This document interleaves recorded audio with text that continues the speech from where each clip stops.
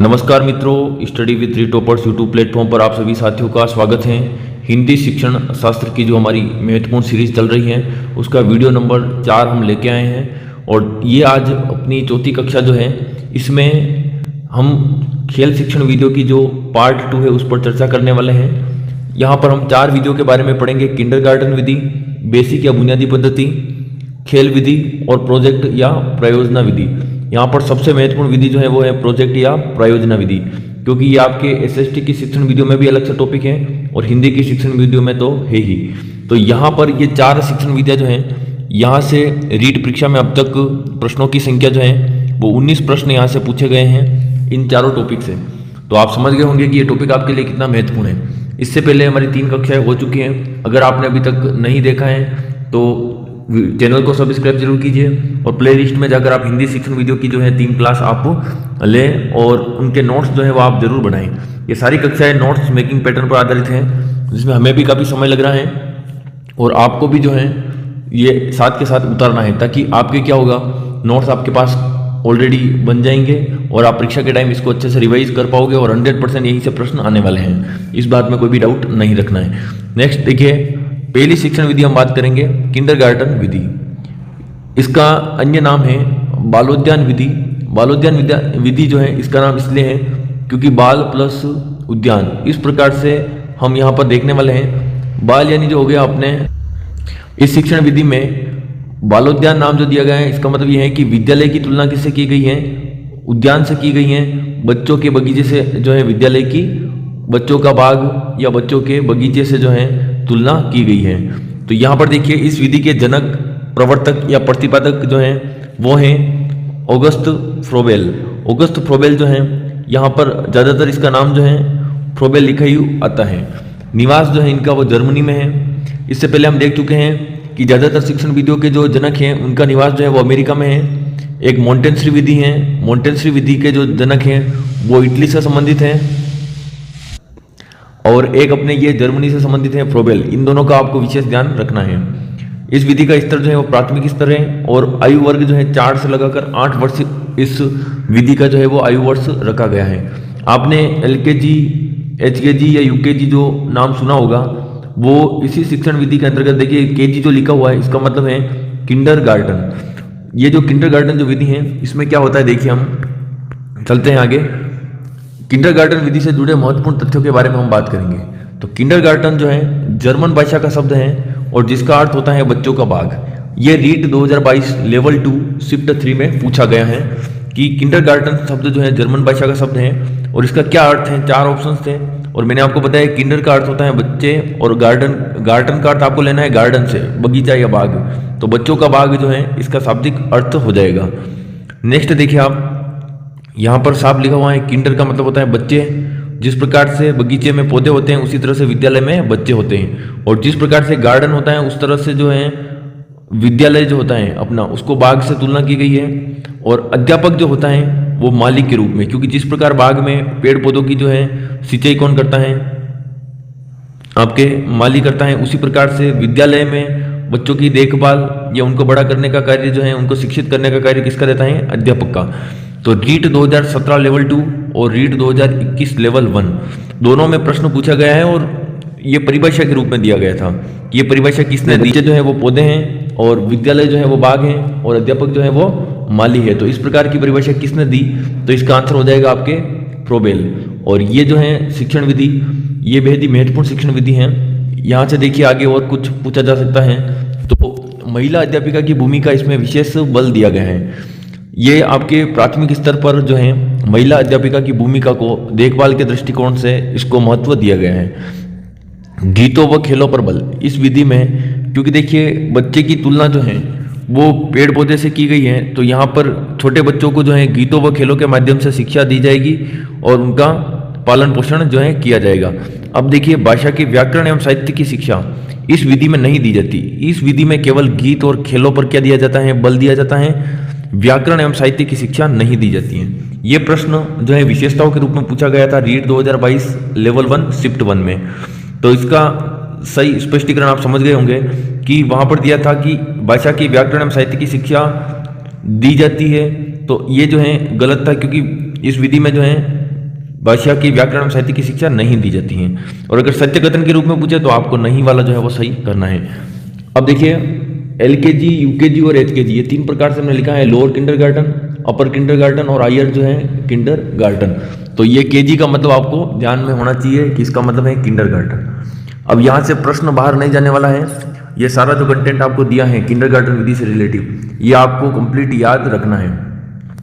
Next विधि अपने बहुत ही छोटी विधि है, लेकिन ये विधि जो है वो बहुत ही इंपॉर्टेंट है। इसकी वजह यह है क्योंकि हमने ये सारी जो विधियाँ हम पढ़ रहे हैं वो सारी खेल की विधियाँ हैं, उनको कह सकते हैं खेल विधियाँ, आधुनिक विधियाँ, नवीन विधियाँ, कुछ भी नाम आ सकता है। इन विधि के अंतर्गत ही एक खेल विधि नाम है। आप यूँ नहीं समझिएगा कि इस खेल विधि के अंतर्गत सारी विधि आ रही हैं। खेल की जो विधियाँ हैं उन विधियों के अंतर्गत, खेल की जो विधियाँ हैं उसके अंतर्गत ये एक विधि जो है आपकी खेल विधि, ये भी उसमें सम्मिलित। खेल विधि को प्ले वे या प्ले मेथड नाम से भी जाना जाता है और इसको प्रसिद्ध करने का श्रेय हेनरी कोल्डवेल कुक को जाता है। रीट 2017 और रीट 2021 दोनों में ये प्रश्न पूछा गया है।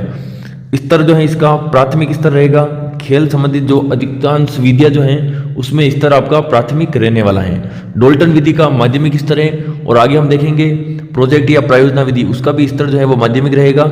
लेकिन रीट 2000 अभी जो रीट हुई थी 22 वाली उसमें उसको जो है प्राथमिक के रूप में भी माना गया है, तो वो भी हमने वहां पर लिखा है। भाषा एवं साहित्य की शिक्षा खेल के माध्यम से, तो देखिए खेल विधि है तो खेल विधि के अंतर्गत खेल के माध्यम से ही शिक्षा दी जाएगी।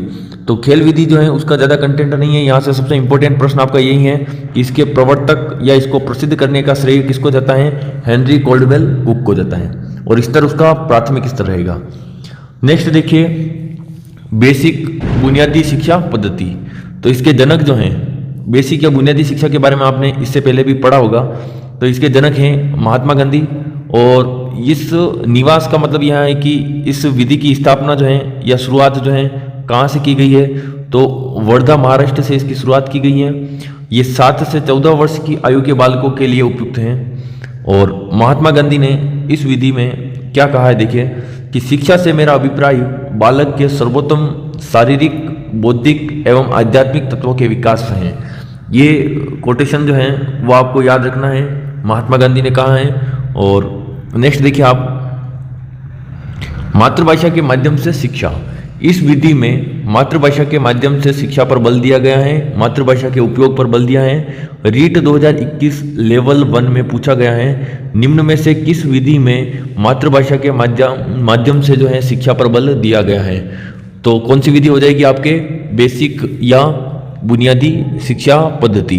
नेक्स्ट देखिए आप इस विधि में मातृभाषा, राष्ट्रीय जागरण और सांस्कृतिक पुनरुत्थान को बल मिला है। रीट 2022 लेवल 2 में यह प्रश्न पूछा गया है कि निम्न में से किस विधि में जो है मातृभाषा, राष्ट्रीय जागरण और सांस्कृतिक पुनरुत्थान की बात की गई है, तो किस विधि में की गई है, बुनियादी शिक्षा में। आत्मनिर्भरता, स्वावलंबन, हस्तशिल्प और कार्यानुभव की शिक्षा इसमें दी जाती हैं। इस विधि के अंतर्गत बालक को जो है नौकरी जो होता है उस पर केंद्रित न होकर अपने हस्तशिल्प जो कह सकते हैं आत्मनिर्भर बनाने की शिक्षा जो है इस विधि में दी गई। और 14 वर्ष तक के बालकों के लिए निःशुल्क शिक्षा की जो है मुहिम या यूँ कह सकते हैं कि शुरुआत जो है या इस विधि में जो है 14 वर्ष तक के बालकों की निःशुल्क शिक्षा की व्यवस्था की गई। अब देखिए आप इस विधि का अन्य नाम जो है वो है नई तालीम। नई तालीम नाम जो है डॉक्टर जाकिर हुसैन ने दिया है, तो नई तालीम सीधा पूछ लिया जाए तो डॉक्टर जाकिर हुसैन सही आंसर होगा। पेस्टोलॉजी जो है उसने 3H की अवधारणा दी और महात्मा गांधी ने जो है उन्होंने 4H की अवधारणा दी। यहाँ पर ये देखिए पहला है अपने हेड का मतलब होता है संज्ञान, मस्तिष्क, संज्ञानात्मक पक्ष। हर्ट का मतलब होता है भावात्मक पक्ष, जो कि इन दोनों ने सेम बताए हैं। तीसरा जो है हैंड, क्रियात्मक पक्ष, साइकोमोटर पक्ष, ठीक है। ये भी जो है मनोविद्यात्मक भी इसको कह सकते हैं। ये तीनों पक्ष जो है दोनों ने सेम बताए, लेकिन महात्मा गांधी ने जो है चौथा जो H है 4H में, 4th नंबर का जो H है वो आपके बताए हैं हेल्थ या स्वास्थ्य को लेकर। तो सामाजिक पर्यावरण के माध्यम से शिक्षा, रीट 2022 लेवल 1 में प्रश्न पूछा गया है कि सामाजिक बेसिक शिक्षा पद्धति जो है या बुनियादी शिक्षा में शिक्षा किस माध्यम से दी जाती है, तो सामाजिक पर्यावरण के माध्यम से जो है शिक्षा दी जाती है। उम्मीद करता हूँ वीडियो आपको बेहद ही अच्छा लग रहा होगा और आपकी तरफ से जो एफर्ट लगाने चाहिए वो सारी एफर्ट हम अपनी क्लासेस में लगा रहे हैं कि आपको कोई भी अतिरिक्त ना तो आपको कोई नोट्स पढ़ने पड़े अतिरिक्त, ना कोई बुक जो है आपको लेने की आवश्यकता पड़े, क्योंकि कोई भी बुक जो है मार्केट में ऐसी नहीं है जो संपूर्ण पाठ्यक्रम को कवर करती हो अच्छे से, मतलब आपके सारे अंक जो है वो कवर करवा सकती हो। हमने भी जब तैयारी की थी तो अलग अलग पुस्तकों, अलग अलग प्लेटफॉर्म से, अलग अलग टीचर से पढ़ा था और 2-3 साल से जो हम तैयारी करवा रहे हैं बच्चों को, वहीं से जो है हम सार रूप में आपके सामने लेकर आए हैं और मुझे 100% विश्वास है कि आपके लिए बेहद ही महत्वपूर्ण होगी कक्षा। और ज़्यादा कुछ मैं कहना चाहूँगा नहीं, आपकी जो प्री एग्ज़ाम होगा उसके बाद आपको स्वयं को पता लग जाएगा। और वैसे भी जो है हमारी कक्षाओं से जो ज्ञान आपको मिल रहा है, जो समझ आपकी विकसित हो रही है, उस समझ के आधार पर आप जो भी टेस्ट सीरीज कहीं से भी ज्वाइन करोगे या कहीं भी कोई टेस्ट दोगे, मॉडल पेपर वगैरह, तो आपके अधिकांश प्रश्न जो हैं 90% एबोव प्रश्न आपके सही हो जाएंगे। नेक्स्ट देखिए, ये सबसे महत्वपूर्ण विधि है। यहाँ से अभी तक 10 प्रश्न जो है रीट परीक्षा में पूछे गए हैं SST और हिंदी दोनों में मिलाकर, SST और हिंदी दोनों में मिलाकर। इस विधि में देखिए, इस विधि में विचारधारा जो देने वाले थे वो थे जॉन डीवी, जो कि गुरु थे। किसके गुरु थे? इनका शिष्य था देखिए WH किलपैट्रिक, यानी कि जॉन डीवी तो थे गुरु, इन्होंने तो इस विधि की विचारधारा दी थी, और शिष्य जो थे किलपैट्रिक, उन्होंने इस विधि को व्यवहारिक रूप दिया, इसलिए ये जो है प्रवर्तक कहलाते हैं, इस विधि के प्रतिपादक या जनक कहलाते हैं। देखिए, इस विधि से संबंधित क्या क्या प्रश्न अब तक रीट परीक्षा में पूछे गए हैं। तो पहला प्रश्न पूछा था व्यापक बनाने का श्रेय। इस विधि को व्यापक बनाने का श्रेय और ऑप्शंस में एक साथ दिया हुआ था जॉन डीवी और किलपैट्रिक। तो जॉन डीवी और किलपैट्रिक, इन दोनों का नाम था, एकमात्र ऑप्शन था जिसमें इन दोनों का नाम था रीट 2021 लेवल 1 में। तो आपके सही कौन सा हो गया? जॉन डीवी और किलपैट्रिक, क्योंकि व्यापक बनाने का श्रेय पूछा था। अब विचारधारा को लेकर पूछा जाए तो आपको ध्यान रखना है जॉन डीवी होगा केवल, और इसके प्रवर्तक पूछा गया रीट 2015 लेवल 1 में। तो प्रवर्तक थे इसके WH किलपैट्रिक, और रीट 2015 में पूछा गया लेवल 2 में कि इसको, इस विधि का व्यवहारिक रूप किसने प्रदान किया, तो व्यवहार में लाने का कार्य किसने किया था? किलपैट्रिक ने। तो यहाँ पर आपके समझ में आ गया होगा। दूसरा हम देखते हैं इसका स्तर जो है, वैसे इस विधि का स्तर है माध्यमिक स्तर। आपको ध्यान रखना है डोल्टन विधि और इस विधि जो है प्रयोजना विधि, दोनों का स्तर जो है वो है माध्यमिक स्तर। लेकिन रीट 2021 में ऑप्शंस दे रखा था और उसमें पूछा गया था कि निम्न में से कौन सी विधि प्राथमिक स्तर के लिए नितांत व्यर्थ है। तो उसमें प्राथमिक स्तर के लिए व्यर्थ किसको बताया था?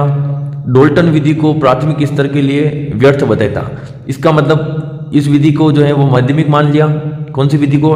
डोल्टन को। लेकिन वहाँ ऑप्शंस में था आपके प्रयोजना विधि भी था, प्रोजेक्ट विधि। अब प्रयोजना विधि को इस प्रश्न की लैंग्वेज के आधार पर देखा जाए तो इसको प्राथमिक में मान लिया था, क्योंकि वहां पर 3 को प्राथमिक में माना गया था और केवल एक डोल्टन विधि को माध्यमिक में माना गया है, इसलिए प्रयोजना विधि को वहां पर प्राथमिक स्तर का माना गया है। यह आपके ऑप्शंस पे डिपेंड करेगा। तो मुख्य तौर पर आपके जो माध्यमिक स्तर जो है वो डोल्टन विधि का है, लेकिन यहाँ पर भी इस विधि में भी माध्यमिक स्तर होगा। और अगर आप ऑप्शंस के अनुरूप इसका आंसर देने का प्रयास करेंगे तो वहाँ पर हो सकता है कभी ऑप्शंस के अनुसार प्राथमिक स्तर भी आपको मानना पड़े। ये मैंने आपको क्लियर बता दिया है। और भी डाउट अगर आपको हैं तो हम PYQ सीरीज में जो प्रश्न करेंगे इस टॉपिक को कंप्लीट करने के बाद, तो वहाँ पर मैं आपको बताऊँगा कि प्रश्न क्या था और प्रश्न की लैंग्वेज के अकॉर्डिंग ये आंसर कैसे सही हुआ था। अब देखिए, प्रोजेक्ट कार्य के दौरान प्रोजेक्ट का चुनाव कौन करता है? तो प्रोजेक्ट का चुनाव छात्र द्वारा किया जाता है। शिक्षक का केवल क्या रहता है? निर्देशन रहता है। जो प्रोजेक्ट कार्य होता है उसमें शिक्षक क्या करता है? केवल निर्देशन देता है, और छात्र द्वारा जो है प्रोजेक्ट का क्या किया जाता है? चयन किया जाता है। नेक्स्ट देखिए आप, प्रोजेक्ट विधि की महत्वपूर्ण परिभाषा है। ये 2 महत्वपूर्ण परिभाषा है। किलपैट्रिक की पहली परिभाषा है, प्रोजेक्ट सामाजिक वातावरण में पूर्ण संलग्नता के साथ किया जाने वाला उद्देश्यपूर्ण कार्य है। आपको यह कीवर्ड ध्यान रखना है कि इस विधि के जो प्रवर्तक हैं वो कौन है? किलपैट्रिक। और किलपैट्रिक ने ये विधि जो है किसी न किसी उद्देश्य से दी है। तो उद्देश्यपूर्ण कार्य के बारे में किसने बात की है? किलपैट्रिक ने बात की है। और रीट 2021 लेवल 2 में पूछा गया है ये परिभाषा देकर कि ये परिभाषा किसने दी है? तो किसने दी है? किलपैट्रिक ने। अब देखिए, एक अन्य मनोवैज्ञानिक हैं स्टीवेंसन, शिक्षण शास्त्र, जो वो क्या कहते हैं? देखिए, शिक्षण शास्त्री कि प्रयोजना एक समस्यात्मक कार्य है। कैसा कार्य है? अब आपको ये ध्यान रखना, ये दो विधि महत्वपूर्ण है। अब किलपेट्रिक अपने स्वयं की जो विधि है प्रायोजना विधि, उसके बारे में समस्यात्मक तो कह नहीं सकता, तो आपको ध्यान रखना यहाँ पर देखिए आपको आधा स भी दिख रहा है और यहाँ पर भी देखिए आपको आधा स दिख रहा है। ये मैं केवल ट्रिक के रूप में आपको बता रहा हूँ कि ये समस्यात्मक कार्य, पहली बात तो किलपेट्रिक ने जो विधि दी है उसके लिए वह स्वयं नहीं कह सकता है कि ये समस्यात्मक कार्य है, तो ये भी आप ध्यान रख सकते हो। और दूसरा ये है कि यहाँ पर स्टीवेंसन और यहाँ पर ये आधा स जो आपको दिख रहा है, इसे भी आप ध्यान रख सकते हो। तो प्रोजेक्ट एक समस्यात्मक कार्य है जिसे स्वाभाविक परिस्थितियों में पूरा किया जाता है, ये आप ध्यान रखिएगा। देखिए प्रोजेक्ट विधि जो है वो सामाजिक वातावरण, स्वाभाविक परिस्थितियां जो हैं इसमें मतलब वास्तविक जीवन में उपयोगी, ये जो है इसका मुख्य सिद्धांत है।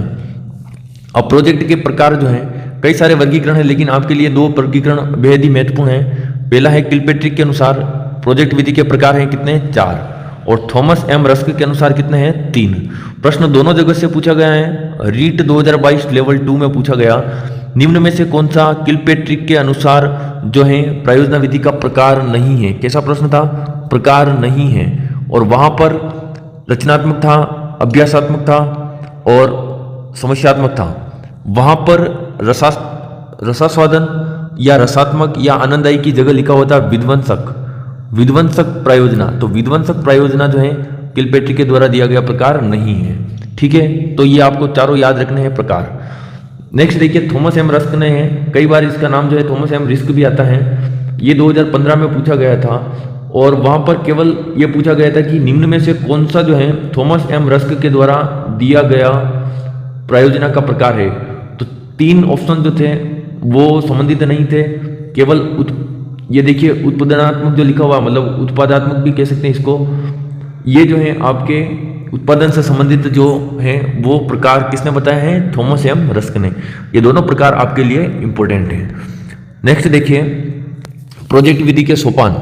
ये प्रोजेक्ट विधि के सोपान जो हैं सामान्य सोपान अलग हैं, किलपेट्रिक के अनुसार सोपान अलग हैं। किलपेट्रिक ने जो सोपान बताए हैं उसमें पहला है उद्देश्य या परिस्थिति का निर्माण करना, दूसरा है योजना, तीसरा क्रियान्वयन और चौथा है मूल्यांकन। सबसे अंत में किसको लिया है, मूल्यांकन को लिया है। ये क्रम आपको ध्यान रखना है, उद्देश्य या परिस्थिति का निर्माण, योजना बनाना, क्रियान्वयन करना और उसका अंत में क्या करना, मूल्यांकन करना। ये योजना, क्रियान्वयन और मूल्यांकन, ये क्रम आपको निश्चित तौर पर याद रखना है। नेक्स्ट देखिए जो सामान्य जो सोपान है वहां से प्रश्न पूछा गया है। 3rd ग्रेड 2022 लेवल 2 SST, जिसको हम रीट मेंस के नाम से भी जानते हैं।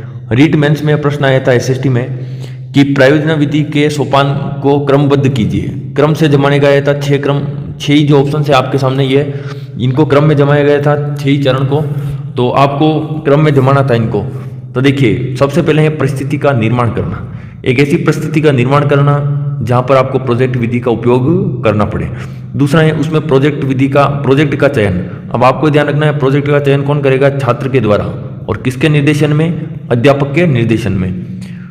प्रोजेक्ट का चयन करने के बाद उस प्रोजेक्ट को क्या करना पड़ेगा, नियोजन, उसकी योजना बनाना पड़ेगी, उसके बाद क्रियान्वयन, उसके बाद क्या होगा, मूल्यांकन। सबसे महत्वपूर्ण यहाँ पर आपके हैं फर्स्ट और लास्ट जो हैं।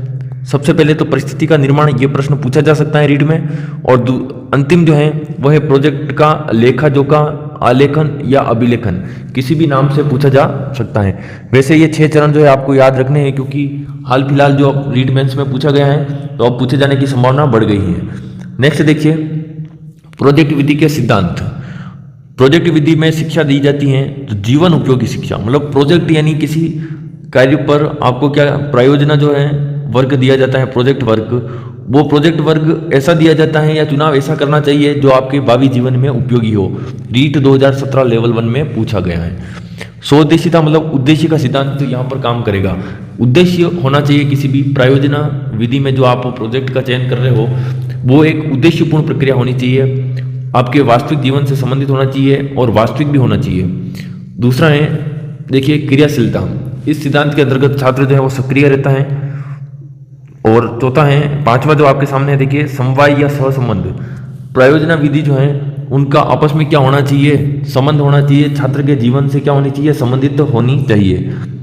सबसे अंतिम यहाँ पर हम बात करेंगे प्रोजेक्ट विधि जो है GCI, यानी ये देखिए समूह, ग्रुप कंट्रोल इंस्ट्रक्शन जिसको कहते हैं, समूह नियंत्रित अनुदेशन। यहाँ पर शिक्षक के नियंत्रण में कार्य होता है और अध्यापक के द्वारा शिक्षक के नियंत्रण में कार्य होता है, छात्र द्वारा किया जाता है। और ये विधि यहाँ पर समाप्त होती हैं चारों विधियाँ आपके खेल शिक्षण की। इससे पूर्व में अपने डोल्टन विधि, ड्रेकाली विधि, मोंटेसरी विधि और विनेटिका विधि के बारे में पढ़ा है। और इस वीडियो में हमने देखा है किंडरगार्टन विधि, उसके अलावा खेल विधि, बेसिक शिक्षा पद्धति और ये अंत में अपने प्रायोजना विधि। ये 8 विधियाँ जो है खेल शिक्षण की विधियाँ हैं। इसमें डोल्टन विधि माध्यमिक स्तर के लिए उपयोगी है और योजना विधि जो है वो भी माध्यमिक स्तर के लिए है। अन्य सारी विधियाँ जो है वो आपके प्राथमिक स्तर के लिए अधिक उपयोगी हैं। तो मिलते हैं नेक्स्ट क्लास में, जहाँ पर हम बात करेंगे गद्य शिक्षण की विधियाँ, फिर उसके आगे की क्लास में पद्य शिक्षण की, नाटक की, रचना की और उसके अलावा 2-3 और जो अपने रूप हैं भाषा शिक्षण के, उनके बारे में हम बात करेंगे।